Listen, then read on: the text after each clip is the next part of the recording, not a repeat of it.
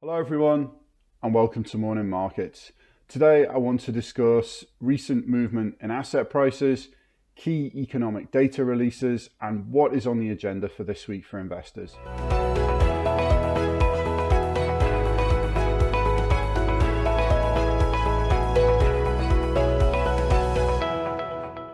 US equities ended the week strongly with the Dow and S&P 500 finishing at record closing levels. So the indices were up 0.9% and 0.8% on the day, respectively, on Friday, and 2% and 2.7% over the week.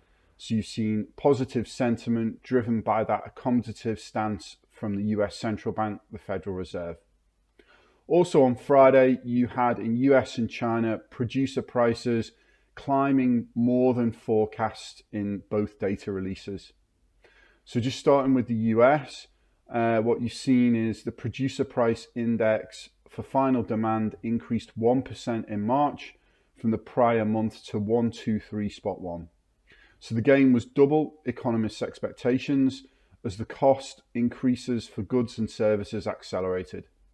If we exclude the more volatile food and energy components, the so-called core PPI increased 0.7% from a month earlier. Year on year, producer prices jumped 4.2%. If we look at China, China's producer prices climbed in March by the most since July 2018, with the index rising 4.4% from a year earlier. So this was higher than the 3.6% expected.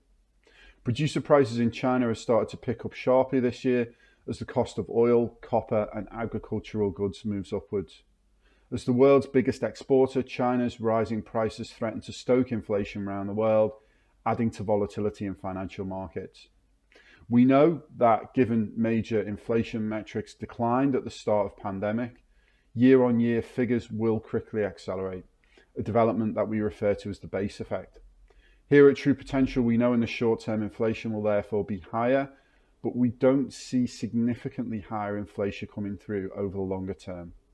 Reaction in the bond market on Friday was muted to the above news, with 10-year US Treasuries stabilising at around 1.65%.